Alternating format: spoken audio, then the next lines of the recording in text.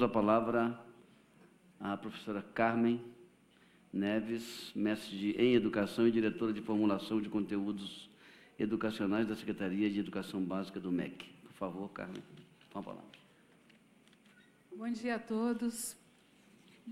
Queria agradecer muito o convite, queria agradecer muito ao Alex Canziani por convidar o MEC para estar aqui. E eu estou numa situação extremamente difícil e extremamente fácil ao mesmo tempo. Difícil porque falar depois do professor Naumar é uma responsabilidade muito grande. E fácil porque falar depois de todos eles também... ainda bem que eu trouxe um PowerPoint, senão iam dizer, você copiou tudo que eles disseram. Você não teve nenhuma originalidade. Mas isso é um sinal bom, isso é um sinal de que nós estamos em sintonia. Eu trabalho no setor público há muito tempo e no Ministério da Educação há muito tempo, já trabalhei em escola, e muitas vezes o MEC foi acusado de estar totalmente dissociado das discussões que aconteciam na sociedade, nos grupos universitários de formação. Então, isso vai mostrar, mas, por outro lado, eu vou poder passar muito rápido para que vocês vejam que realmente há uma sintonia entre o que nós estamos pensando, e discutindo e conversando. Porque, na verdade, como a Priscila falou, o Abrúcio falou também, nós estamos em diálogo permanente. Eu estive em Stanford, tive a honra de ser convidada pela Fundação Lehman para passar uma semana no iSTEP. Aprendi muito no iSTEP. Na época, eu estava na CAPES, o PIBID era um dos programas que estava na minha diretoria, e nós aperfeiçoamos vários. O PIBID tem vários pontos de contato com a STEP, com o STEP, né? E, então, foi muito rica a participação lá. E o que o Abrúcio diz de que nós precisamos olhar evidências internacionais para aprimorarmos o nosso trabalho é muito importante. Alguns pontos são vitais aqui. Isso que o Naumar trouxe agora, de que nós precisamos acreditar e ter altas expectativas sobre a formação é fundamental. É possível mudar e nós não precisamos, como a gente ouve sempre falar no Brasil.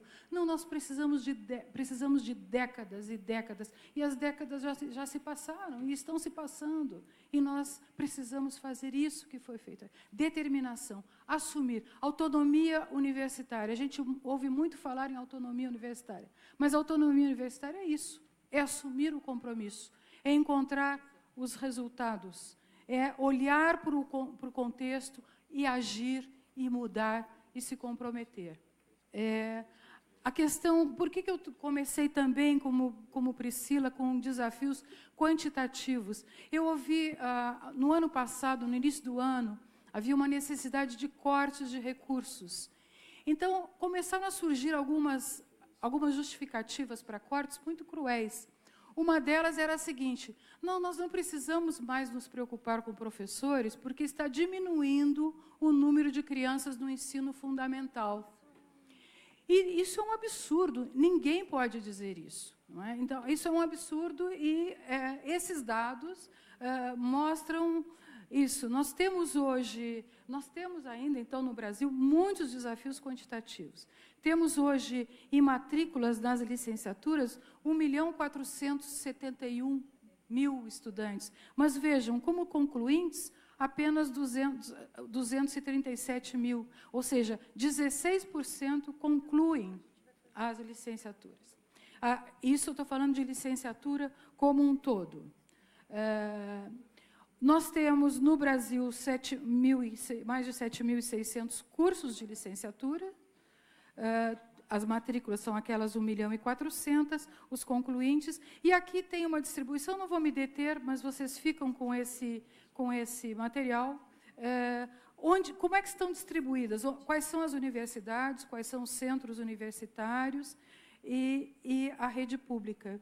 E vejam aqui a segunda coluna do percentual. 55% dos cursos são em instituições públicas, 45% em privadas. Mas nas matrículas nós temos 39% nas públicas e temos 61% nas privadas.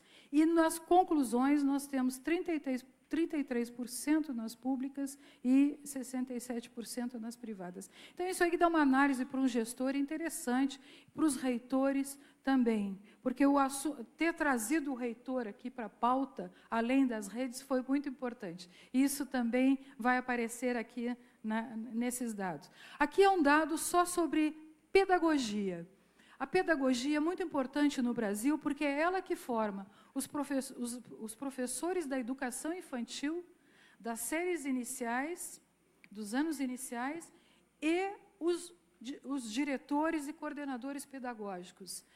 Vejam que nós temos, em 2015, ingressantes 655 mil, e daqueles que entraram em 2012, nós temos 120, daqueles 602 mil que entraram em 2012, nós temos 122 mil que completam em 2015. Claro que algum pode completar 1 ano ou 2 depois, mas, a rigor, um professor não deveria ficar repetindo, né? Deveria ter uma formação de qualidade e ter um percurso rápido. Quero chamar a atenção aqui para a meta 15 do PNE. A meta 15 do PNE diz o seguinte, que todo professor precisa ter a formação superior no nível em que ele leciona. E vejam lá, isso aqui é um relatório que o INEP acabou de fazer, de acompanhamento das metas do PNE. Está no site do INEP, vocês podem ter isso tudo desagregado por estado, por região. Eu vou só trazer o dado geral, para desmistificar aquela ideia de que nós não precisamos mais formar professores, porque temos um número suficiente. Nós não temos nem em número, nem em qualidade, então é preciso ter clareza disso. Na educação infantil, 44% tem o nível superior, não é? Nos anos iniciais, 55%, anos finais, 47%, no ensino médio, 56,6%, na educação básica como um todo, 52,5%. Ou seja, há um grande investimento que o Brasil ainda tem que fazer em formação inicial de professores. Aqui, em relação à meta 16, que é a oferta de pós-graduação em nível de especialização, mestrado, doutorado para os professores, a meta 16 do PNE. Então, nós temos, sem nenhuma pós-graduação, 1.500.000 professores, dos 2.200.000, em especialização, com especialização 701, mestrado 29.000 e doutorado 3.300 professores. Há um campo, portanto, de grande investimento e de grande preocupação com formação de professores. E aí os desafios qualitativos. Eu pensei que a professora Bernadette estaria aqui, então eu não fiz nenhum mergulho, mas não tem importância. Quer dizer, tem importância, é um tema importante, mas é porque aqui, como falou, acho que foi a Priscila que disse, nós estamos conversando entre pessoas que acreditam, então não é preciso convencer ninguém. O direito, a gente fala muito no direito de aprendizagem. Os cursos de formação de professores falam muito nos direitos de aprendizagem do aluno. Mas se o aluno tem direito de aprender, o professor também tem o direito de aprender. Então, é preciso reconhecer a complexidade, isso já foi dito aqui, que é formar um profissional da educação. O professor entra em sala de aula e ele trabalha com múltiplas inteligências. Cada aluno tem, o Gardner trabalha bem isso, né? Cada aluno é uma individualidade. Cada aluno traz as suas expectativas, a sua história de vida, e cada aluno tem direito à equidade. O professor Aira trouxe a questão da equidade. A equidade é isso, é oferecer qualidade para todos. Um segundo ponto que eu queria destacar é o olhar atento às evidências, que foi que o Abrúcio trouxe com a questão dos resultados. Não é? O PISA, o Enem, a ANA, a Avaliação Nacional de Alfabetização no Brasil, mostra que nós temos 98% das crianças de 6 anos entram na escola. São 7 milhões de crianças que nós temos no primeiro, segundo e terceiro anos. Desses 7 milhões, pelo último resultado da ANA, apenas 11% estava no nível adequado de leitura e escrita, depois de ter feito 3 anos de escola. E aí vem aquele discurso que nós temos que desmistificar e que o Naomar traz isso com muita clareza e com evidências. Nós estamos falando de evidências. Existe um discurso assim, não, mas a criança não aprende porque ela vem de um contexto socioeconômico vulnerável, desfavorável. Esse é um discurso falso e cruel. Cruel porque você diz para uma criança que já tem uma situação vulnerável que ela não pode aprender. E que a culpa dela não aprender não é da escola, é por ela ter nascido num ambiente pobre. Então, isso não podemos aceitar no Brasil. Que ela tenha mais dificuldades, tudo bem. Que o professor tenha que ter estratégias didáticas diferentes, claro. Mas ela consegue aprender, ela pode aprender, e, na verdade, não precisa de 3 anos. Uma criança se alfabetiza, sim. A grande maioria das crianças se alfabetiza, sim, em 1 ano. No 2º ano, ela aprofunda essa alfabetização. No 3º, ela consolida. Então, fica um jogo de empurra, como se diz, e o que está acontecendo é o seguinte, e está acontecendo concretamente, eu estou falando de evidências.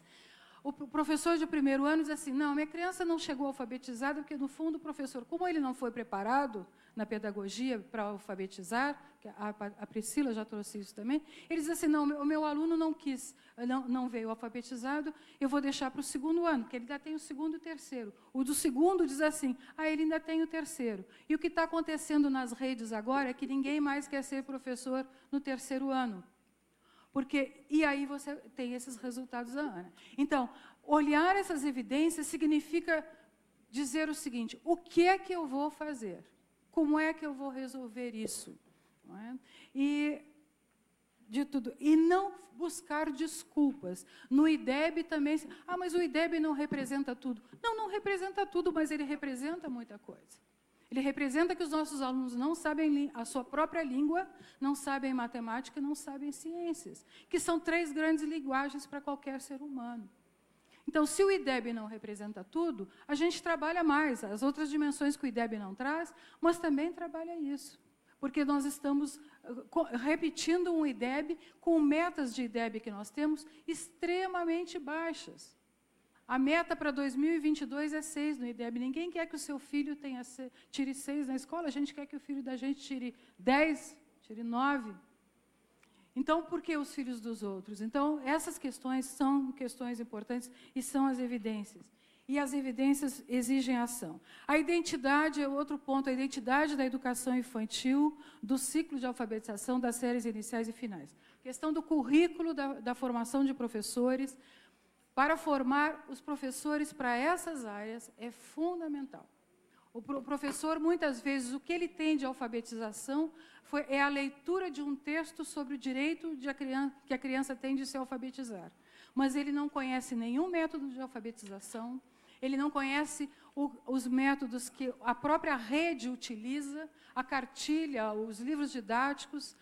Às vezes, e eu já vi isso, não é? Eu viajo muito, o professor sequer conhece o IDEB da rede dele.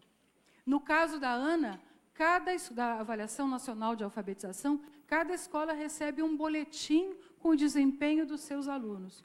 O diretor cola aquilo num álbum, faz um álbum e não faz uma ação de mudar aquele resultado. Outro ponto que eu queria trazer é exatamente o que já foi dito, o diálogo entre teoria e prática e o diálogo entre as instituições que formam e as escolas. Conhecer a educação da escola de sua rede é fundamental. Vejam, o Naomar dá um exemplo claro disso. Qual é a região em que ele trabalha? Onde é que estão os alunos? Qual é o IDEB? Qual o resultado? E ele se envolve com aquilo. A universidade se envolve com a universidade. Se envolve a universidade, uma universidade nova. Foi criada em 2014. Eu tive a honra de ser convidada para uma das primeiras atividades com os professores lá na universidade. Então, é possível, e é possível mudar em pouco tempo. Para isso, o que precisa? Precisa desse envolvimento. e dessa visão interdisciplinar e intersetorial. Não só trabalhar interdisciplinarmente, mas trabalhar intersetorialmente também trazer o pessoal da... Eu tenho certeza que a UMAR trouxe o pessoal da agronomia, da medicina, para que possa fazer um trabalho relevante. A outra questão são as tecnologias na formação de professores. Ainda há curso de formação de professores dizendo: nós vamos incluir uma disciplina de tecnologia na formação. Não se trata disso.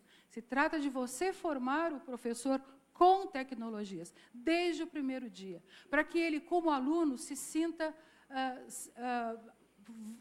familiarizado e a tecnologia seja algo amigável, que já é para esses jovens que chegam hoje nas licenciaturas. A bibliografia também, a bibliografia de formação dos nossos cursos de formação de professores é uma bibliografia ultrapassada, muitas vezes ideológica, e que fica falando da ideologia das classes dominantes e da hegemonia das classes dominantes, e a própria universidade, a própria instituição formadora não rompe com isso na linha de que a educação é emancipação, é libertação. E, portanto, nós precisamos de muito cuidado com a questão das diretrizes de formação e avaliação. Avaliação, muita avaliação. Todo tipo de avaliação, autoavaliação. As instituições formadoras não gostam de fazer a autoavaliação de um modo geral. É preciso você se autoavaliar para você mudar. E um ponto que Priscila já colocou, que eu trago também aqui, a formação dos formadores. Muitas vezes, as universidades, as instituições formadoras não mudam porque os formadores não se animam a mudar. Há professores cujo currículo é a tese que eles defenderam no doutorado. Às vezes, uma tese que nem interessa a ninguém. Uma tese sobre a história de como foi fundada uma escola normal em 1917. Essa foi a tese dele e ele trabalha nisso o tempo todo que ele dá aula. Então, a formação dos formadores é fundamental. Isso tudo a gente está discutindo no Ministério da Educação e buscando estratégias. A questão da atração dos novos profissionais, eu nem vou falar, porque já foi dito bastante aqui.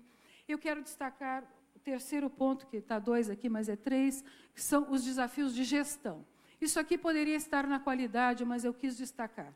E o primeiro ponto é exatamente esse ponto de responsabilização, de compromisso com resultados educacionais, autonomia e empreendedorismo. Empreendedorismo, sim, na formação de professores.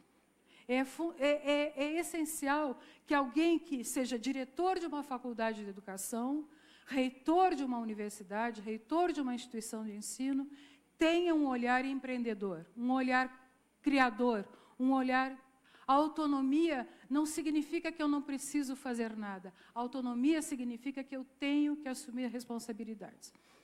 E isso tem relação com o segundo ponto, que está na LDB, que são os artigos 10 e 11 da LDB, que falam em colaboração na oferta do ensino fundamental, integração e coordenação das ações. E eu já estendo para o terceiro, que fala que tem que incluir as instituições formadoras, que a Brúcio trouxe muito forte isso também. Você não pode trabalhar só com as redes, o Naumar traz isso também, você tem que trabalhar com as redes e com as universidades. Se perguntar para o reitor se ele quer formar professor, eu já ouvi reitor dizer, não quero.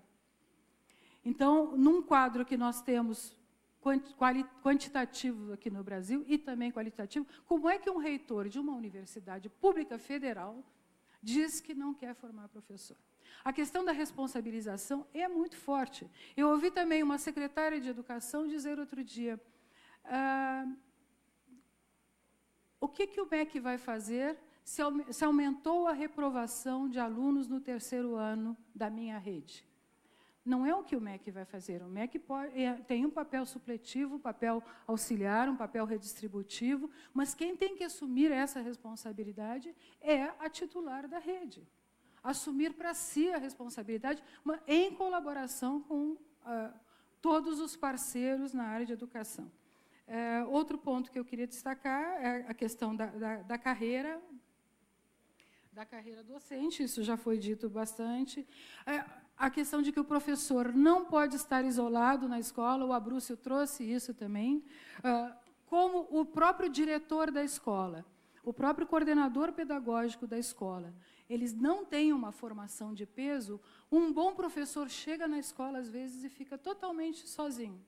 Ele não tem uma formação continuada adequada, ele não tem o diretor que o apoie, a escola está destruída, porque há muita coisa que é o diretor, sim, da escola que tem que fazer, e não o secretário de educação. Então, você ter uma equipe gestora na escola, bem formada, comprometida, é fundamental para que o professor possa também realizar um trabalho de qualidade. Por isso, ele tem que ter um ambiente limpo, começa pela limpeza da escola, começa pelos espaços. Vejam, e eu queria chamar a atenção para a imagem que o Naomar trouxe da biblioteca, em que ele disse que foi tudo feito com sucata. O Paulo Freire tinha uma frase que tem uma frase que fala da boniteza da educação, o cuidado estético. Às vezes, o melhor lugar que a criança frequenta é a escola. E a gente não tem essa delicadeza de ter um ambiente limpo, um ambiente bonito, agradável. Não precisa ser luxuoso. Vejam que não há luxo naquela biblioteca. Mas a cor, a limpeza, a organização, a acessibilidade. Os livros estão num ponto em que a criança pode pegar e ler. Não precisa subir numa escada. Um outro ponto são as condições de trabalho, obviamente, e o transbordamento da escola. Hoje, tudo que as pessoas não sabem como fazer e quem vai fazer, mandam para a escola. Zika, a escola é que tem que cuidar. Tudo a escola tem que cuidar. Aqui na Câmara, deputado, muita gente traz propostas de projetos de lei querendo incluir os mais estapafúrdios conteúdos no currículo escolar. Não é? Então, achar que a escola é como uma árvore de Natal, que você vai botando bolinhas de Natal, até que ela tomba. Então, não pode ser assim. A escola tem uma missão, ela tem o compromisso social, sim, mas precisamos ter cuidado com aquilo que extravasa a competência do professor, a capacidade que a escola, como um todo, professores, gestores, têm de absorver. E eu quero terminar dizendo que, na verdade, a gente não termina, não é? Na verdade, é um processo. Agora, é fundamental isso que foi dito. Nós não podemos mais ter desculpas para adiar a agenda de educação no Brasil. A Coreia foi destruída na década de 50 e decidiu, logo depois da guerra, que ia investir em educação. O Vietnã, na década de 70, e o Vietnã já está com indicadores, em muitos pontos, muito melhor do que o Brasil. Nós não olhamos também para Portugal, por exemplo, o domínio da língua portuguesa, Portugal no PISA e Brasil no PISA, completamente diferente. Mas a abordagem no ensino da língua, o respeito à língua, em Portugal é um, no Brasil é outro. Nós achamos que a criança não precisa aprender a própria língua, e com isso a gente sonega a essa criança poder escolher as próprias leituras, escolher os próprios textos, escrever os próprios textos e ser autora da sua própria aprendizagem. Eu quero terminar dizendo que eu gosto dessa frase do Paulo Freire e que esse momento é um ambiente para isso, não é? Que o educador verdadeiro ama o diálogo, nutre-se dele. Vocês têm hoje uma equipe no Ministério da Educação que está aberta ao diálogo, nós temos conversado com todos os atores e estamos prontos a dialogar, porque nós temos muito o que fazer em colaboração, fazer em diálogo e fazer com altas expectativas a respeito dos professores e dos alunos. Muito obrigada. Obrigado, professora Carmen. Nós temos aqui um conjunto de manifestações.